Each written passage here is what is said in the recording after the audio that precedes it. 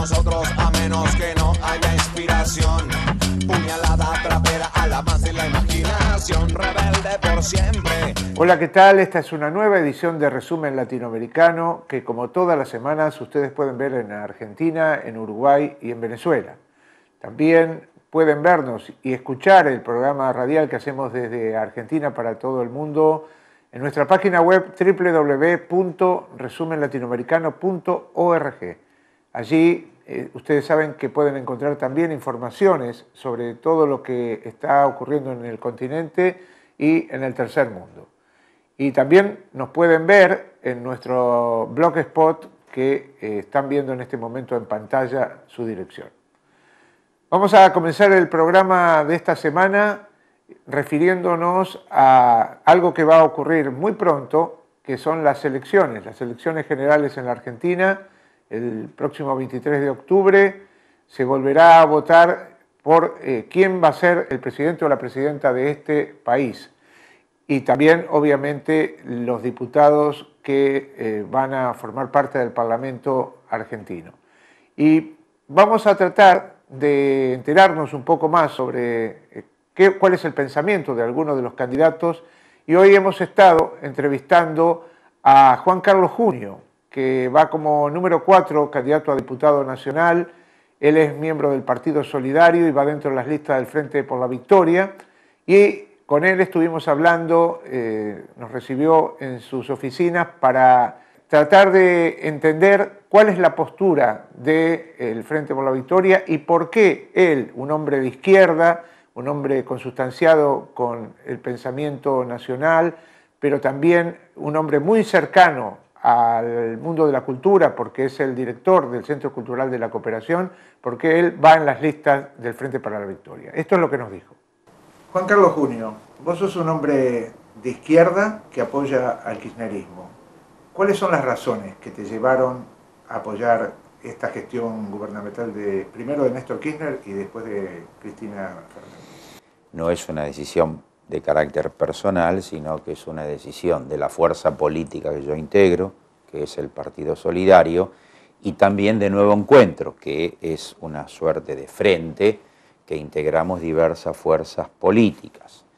En el caso de la Capital Federal lo integramos con el Sí, cuya referente es la legisladora Delia Bisutti, el Partido Comunista, cuyo referente es Patricio Echegaray, el EDE, Martín Sabatella, y el Partido Solidario, que es mi partido, cuyo referente principal es Carlos Heller. Es una decisión política que está basada, yendo de lleno a tu pregunta, está basada en que nosotros tenemos la convicción de que este proyecto político ha realizado grandes transformaciones nacionales, o sea, que no es simplemente lo que se podría decir un buen gobierno, sino que es un gobierno que, frente a la gran crisis del 2001, devastadora de la sociedad argentina en todo sentido, producto de la aplicación en forma, yo diría, radicalizada de las ideas del neoliberalismo y del consenso de Washington,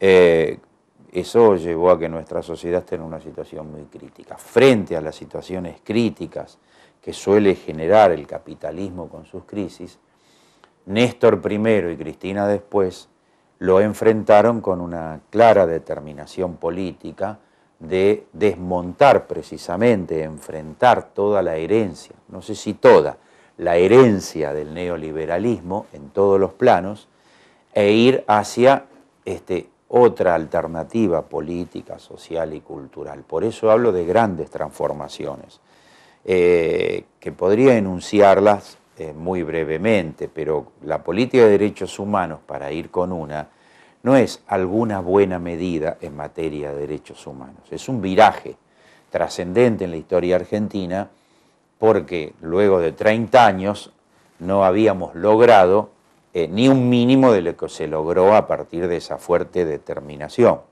Derogación de las leyes, una nueva Corte Suprema de Justicia, como creo que no tuvimos, o que tuvimos muy pocas veces a lo largo de nuestros 200 años de historia, de gran calidad institucional y de verdadera autonomía política. Todo el tema de juicio y castigo que uno puede ver hoy en los medios de comunicación, que tiene una importancia para que los jóvenes, el conjunto de la sociedad, puedan apreciar que este es un país donde verdaderamente se practica la justicia y donde los crímenes aberrantes de la dictadura son pagados por los dictadores, por los genocidas. Otra cuestión, por ejemplo, el de la deuda, para mencionar algunas cosas que hablo de grandes transformaciones. Nosotros teníamos una deuda colosal, precisamente, insisto, por eso de la radicalidad de aplicación en nuestro país de las políticas del consenso de Washington. La forma en que resolvió esencialmente Néstor Kirchner, que creo que lo debemos reconocer desde la más elemental, yo diría, honestidad intelectual, fue una forma extrema, una forma que es un ejemplo, que es un modelo. En la punción del 67% que hizo la Argentina de la deuda, no se ha hecho a lo largo del siglo XX en ningún lugar. Entonces la deuda, que fue un estigma para generaciones y generaciones de argentinos, que teníamos que vivimos no solo con lo simbólico, sino con todas las consecuencias prácticas y materiales de las famosas condicionalidades y de lo propio que venían unos tecnócratas del exterior, eran recibidos en Ezeiza como a Marajá, y después nos decían cuál era la política para los jubilados, cuál era la política monetaria, cuál era la política inflacionaria, en fin. Era, si uno lo reflexiona, que seguía muy vigente aquello de colonia, de patria sí, colonia no. Bueno, la resolución del tema de la deuda nos ha colocado en otra situación a los argentinos, y las nuevas generaciones ya no tendrán esa lápida, porque hoy, si bien tenemos una deuda importante, como consecuencia de esa punción, del estiramiento y del gran crecimiento que tuvo nuestro Producto Bruto, la deuda ha dejado de ser un problema grave, es un problema relativamente menor, y más después del 2012, que nosotros todavía tenemos un pago importante, luego los pagos se achican. Entonces, eso es otra cuestión. Ni que hablar de algunas cuestiones que son culturales, que tienen mucho que ver con la democratización del país y del poder, como el tema de la ley de medios, como el tema del denominado matrimonio igualitario. O sea, este segundo tema tuvo que enfrentar a grandes poderes dogmáticos, grandes poderes fácticos, como son la cúpula de la Iglesia, enlazada con los sectores más conservadores y reaccionarios del Vaticano, en fin. Eso sabemos que es muy difícil, y sin embargo una gran determinación para hacerlo, ¿no?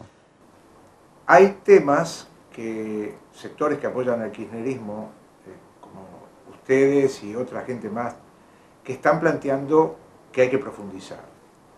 ¿Cuáles son los temas que abordarías como diputado en esa línea?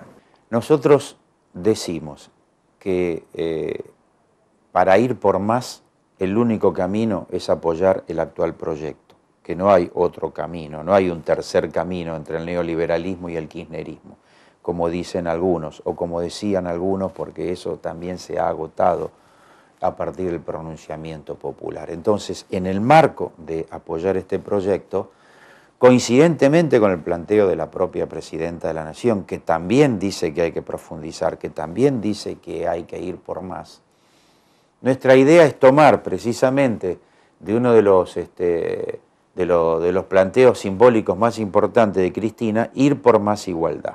La cuestión central para nosotros, como en todas las épocas de la historia de nuestra, y yo diría de la historia de la humanidad, es la distribución de la riqueza y la distribución del ingreso. Esa no es una cuestión moderna, es una cuestión de todas las épocas.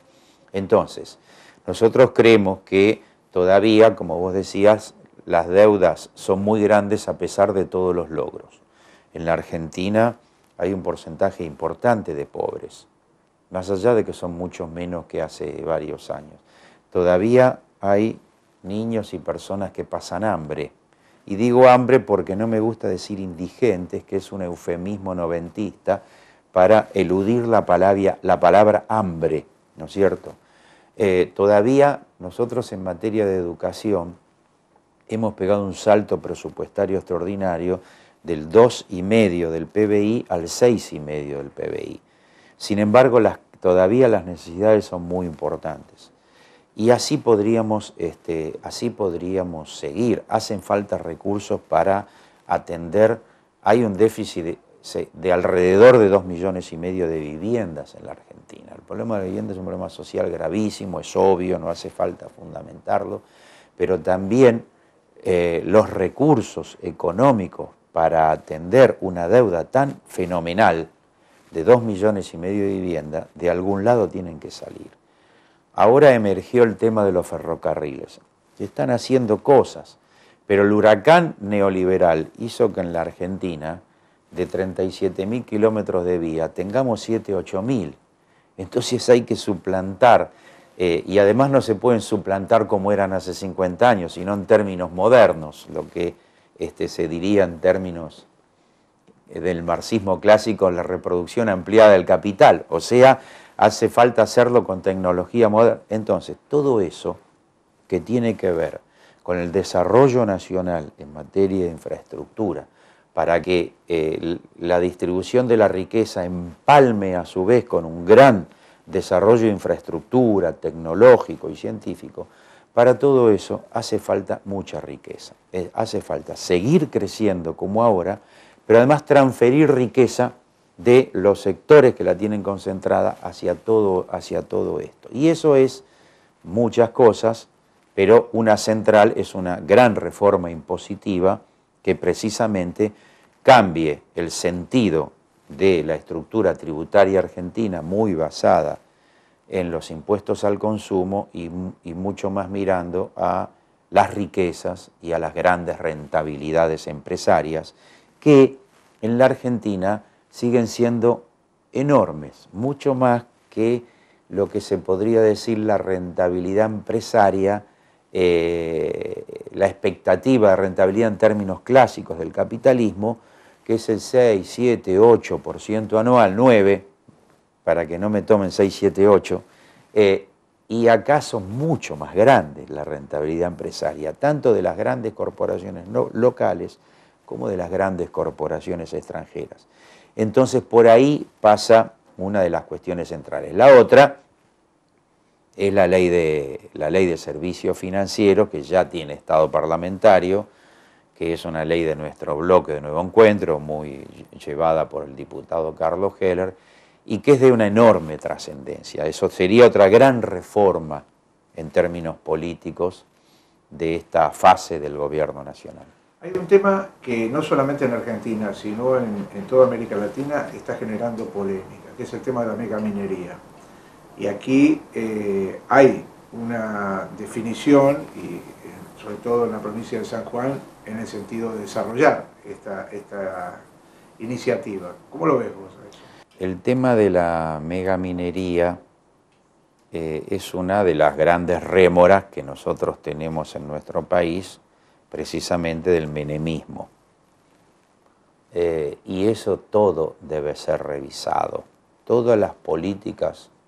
Nosotros todavía, aquí hay una continuidad de las privatizaciones de los 90, o sea, la minería está regida por el Código de Minería y toda la estructura jurídica del menemismo. Eso debe ser revisado atendiendo a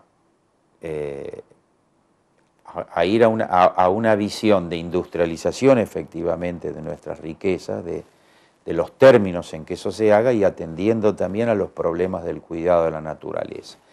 Por lo tanto, lo que estoy convencido de contestarte es que eso hay que ir a un gran debate nacional e ir a un proceso de transformación de la minería y del conjunto de los recursos naturales. No tengo una respuesta exacta y precisa de cómo se debe responder, cuál debiera ser la respuesta, yo diría, precisa, científica, a cada una de esas cuestiones en materia de recursos naturales. Está el tema del petróleo y de los hidrocarburos, más allá de que este gobierno le implantó derechos de exportación muy importantes en el petróleo. No ocurre lo mismo con la minería, que son bajísimos, ¿no es cierto? Aquí este gobierno puso las famosas retenciones, que también son derechos de exportación que hay en la Argentina, más allá de la disputa de las 125 que no pudimos ir por más, pero aquí las hay y son muy importantes y no las hay en otros países. Es uno de los fundamentos también de grandes posibilidades que ha tenido el Estado argentino en estos tiempos. Pero para redondear en relación a tu pregunta, yo creo que hay que, precisamente en esta fase del gobierno de Kirchner, del ciclo kirchnerista, hay que ir a un gran debate nacional para transformar el sistema jurídico de explotación de los recursos naturales en la Argentina. Por último, Argentina no está en el ALBA, y el ALBA es realmente una gestión interesantísima en cuanto a unidad no solamente económica, sino política e ideológica. ¿Te gustaría que el país se incorpore al ALBA?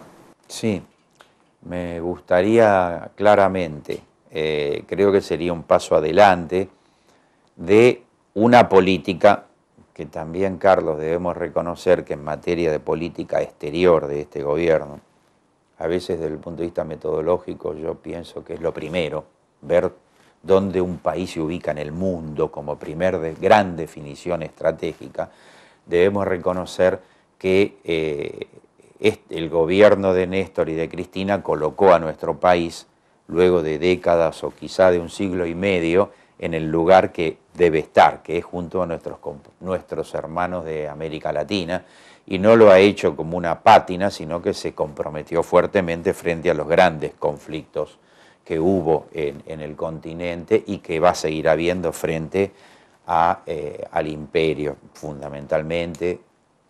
Ahora, en el Centro Cultural de la Cooperación que yo dirijo, por ejemplo, nosotros tenemos un acuerdo con el ALBA Cultural e incluso de alguna manera somos la sede en la Argentina del ALBA Cultural, con la idea precisamente de ir avanzando en dirección a lo que vos decís, ¿no? O a tu inquietud.